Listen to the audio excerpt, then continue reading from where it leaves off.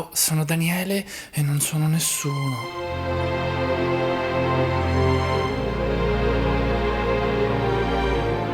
Però sono anche un baritono designer appassionatissimo di profumi e questo è Nasodani, il primo canale in Italia nel quale si parla esclusivamente di profumi di nicchia e proprio di primati. Oggi si va a parlare non nel senso di scimmie, ma primato mio personale nell'essere il primo a portarvi questo prodotto in anteprima praticamente quasi mondiale su tutta la piattaforma di YouTube.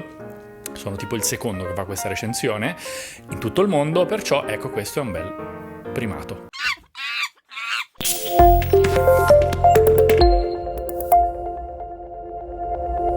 A parte l'intro un po' ironica, che è un po' come mio solito, un po' la mia firma, oggi vado a parlare di un prodotto molto particolare, senza dubbio per il suo storytelling, per la sua storia, il suo concetto che c'è dietro, ma anche per le sue qualità materiche ed emozionali. Si tratta di Byredo de Los Santos, la nuova uscita appunto di Byredo, ispirata al giorno di Ognissanti e più in particolare alle vittime di questi 1-2 anni di epidemia Covid. E l'azienda appunto ha deciso di, tra virgolette, voler ricordare le persone che non ci sono più, che sono state portate via da questo male, le loro anime che hanno lasciato la terra, e lo fa con questa fragranza molto intimista, molto personale e anche molto molto naturalistica. È una sorta di viaggio dalla terra al cielo e ci richiama molto l'ambito boschivo, tant'è che la prima volta che ho snasato questo prodotto mi ha molto ricordato un altro prodotto del quale ho già parlato in altri video, che si chiama Super Santal di Son Venin, che è anch'esso un profumo molto intimista, un incenso fresco con note anche balsamiche di eucalipto, ma qui abbiamo una fragranza molto più corposa ed animalica, muschiata. Prima però di iniziare a parlare di questo vorrei fare un po' un salto indietro rispetto a tutte quelle fragranze che sono state create che richiamano il tema del bosco. Mi viene in mente Glacialis Terra dell'Artisan Parfumeur, che evoca la mattina in un bosco quando i fiori e le foglie sono ancora gelate. Il naso di Daphne Bouget ha ricreato questa sensazione di terra fredda intrecciando le radici del vetiver con un liquore a base di assenzio. Poi, come non citare Green Irish Tweed di Creed, che evoca la verde Irlanda, le lande sterminate, i campi e le brughiere con l'erica, la malva e il vento sferzante. Altra fragranza boschiva degna di nota è senza dubbio Parco 1923, che richiama appunto le note del Parco Nazionale degli Abruzzi con note di ginepro, angelica, caprifoglio, muschio di quercia e betulla. Queste sono alcune di quelle fragranze appunto che hanno un carattere molto boschivo, naturalistico, che vi fanno davvero fare un viaggio olfattivo all'interno di ambienti tridimensionali molto freschi. Desidero inoltre ringraziare tanto la profumeria Canalchiaro 39 che mi ha fornito proprio in anteprima nazionale / mondiale questo piccolo decant. Oltretutto forse ci saranno anche delle belle novità in ambito di coupon, sconti con la profumeria suddetta, però ancora non vi anticipo nulla. Ci tengo tanto a ricordarvi di iscrivervi al canale su Telegram di nome Nasodani e alla chat su Telegram che si chiama NasoChat, un posto divertentissimo dove possiamo scambiarci pareri tra gli amanti dei profumi di nicchia. Inoltre, per chi desiderasse avere delle domande da farmi, sappiate che adesso questo canale sta prendendo una piega abbastanza corposa, siamo quasi 2000, perciò mi verrà sempre un po' più difficile rispondere a tutte le vostre domande, purtroppo, perché il tempo è anche quello che è. Perciò vi invito a iscrivervi, se non altro, all'abbonamento Adepto Base di Nasodani, o se vorrete ancora meglio all'abbonamento Adepto Premium, dove metterò anche ogni tanto qualche sconto e coupon di alcune profumerie proprio ad hoc di nicchia. Così facendo mi aiuterete a sostenere il canale e poi io darò precedenza a tutti gli iscritti, perché quando vi iscrivete apparirà un bollino a fianco al vostro nome, quindi so che voi siete l'iscritto e naturalmente vi darò precedenza nella risposta rispetto alle altre persone. Questo mi sembra doveroso e giusto. Andiamo subito a parlare adesso di De Los Santos. Me lo spruzzo subito, vado qua,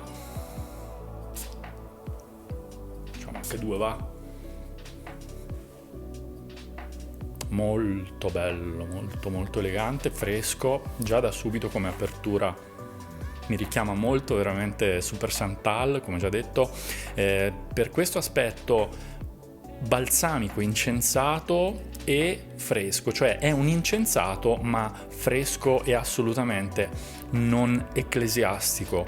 Non è uno di quei profumi elegantoni che mettono quasi soggezione a chi avete attorno.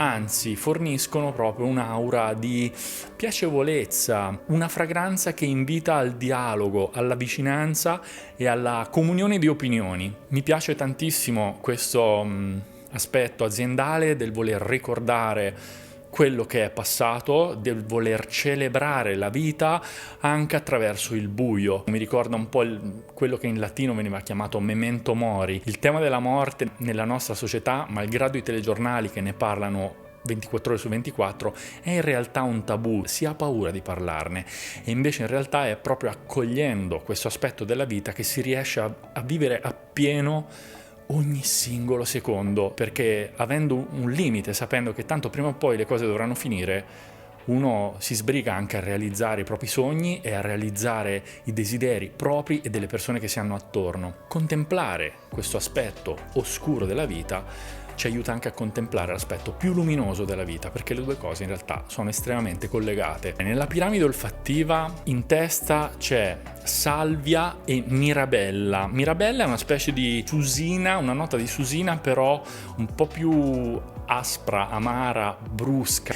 Il lato fruttato c'è, ma questa sua amarezza, questo suo essere quasi in disparte, ci aiuta a comprendere i lati ancora più misteriosi delle note di cuore, che sono poi il rizoma di iris e il cisto. In base c'è questo accordo, c'è questa triade di ambroxan, muschio e olibano che fornisce il lato ovviamente più corposo e durevole, unito a un lato mistico, a un lato molto molto spirituale. Quindi unisce un po' due mondi, il mondo della natura, dei campi, sembra davvero di passeggiare in un bosco. La cosa assurda, ecco, è che ho letto anche la loro descrizione del prodotto, ovviamente. L'azienda stessa suggerisce questo profumo agli amanti dei profumi boschivi perché per loro è un po' come un viaggio nella natura veritiera, nella natura selvaggia.